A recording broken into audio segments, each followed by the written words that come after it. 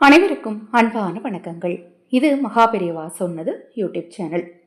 12/5/2025 சித்திரை மாதத்தின் 29ஆம் நாள் திங்கட்கிழமையில் சித்ரா பௌர்ணமி. இந்த சித்ரா பௌர்ணமி நாளில் இந்த ஒரு இலையை வைத்து இந்த ஒரு சூட்சம பரிகாரத்தை நீங்கள் செஞ்சீங்க அப்படின்னா அதிர்ஷ்டம் உங்களை தேடி வரும். ஒரு எளிமையான சூட்சம பரிகாரத்தை இந்த பதிவில் பார்க்கலாம். பதிவை பார்ப்பதற்கு முன் ஒரு சிறிய அறிவிப்பு. நமது சேனல் சார்பாக தினம்தோறும் ஆதரவற்றவர்களுக்கு உணவளிக்கும் பணியை செய்துட்ருக்கிறோம்.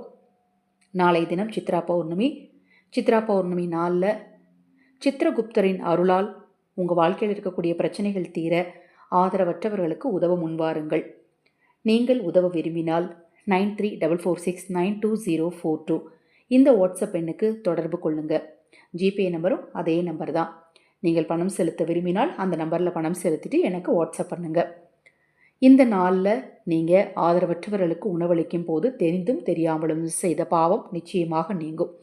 அது மட்டுமல்லாது உங்கள் வீட்டு குழந்தைகளின் பிறந்தநாள், திருமண நாள் போன்ற சிறப்பு வைபவ நாட்களையும் ஆதரவற்றவர்களுக்கு உணவளிக்க முன்வாருங்கள். இந்த சித்ரா பௌர்ணமி நாளில் எருக்க இலைக்கு அதீத தனாகர்ஷண சக்தி இருக்கும் அப்படின்னு சொல்லப்படுது. எருக்க இலை பொதுவாகவே வீட்டில் இருக்கக்கூடிய கெட்ட சக்தியை நீக்கக்கூடிய ஒரு சக்தி வாய்ந்த இலையாக கருதப்படுது. இந்த இலையை எடுத்து சுத்தமாக கழுவிக்கோங்க. கழுவிட்டு அதில் மஞ்சள் தடவிக்கோங்க. மஞ்சள் தடவி ஒரு தட்டு மேலே வைங்க. வச்சுட்டு அதில் சிறிதளவு கல்லுப்பு வைக்கணும்.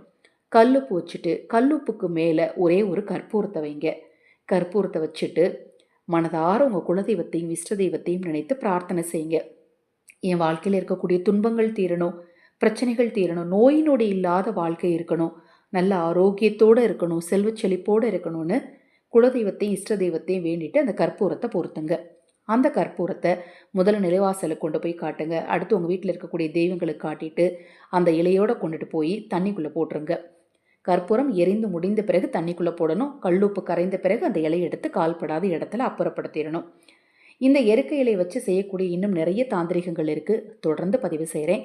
தொடர்ந்து நம்ம சேனலை பாருங்கள். அனைவருக்கும் எனது அன்பு வணக்கங்கள்.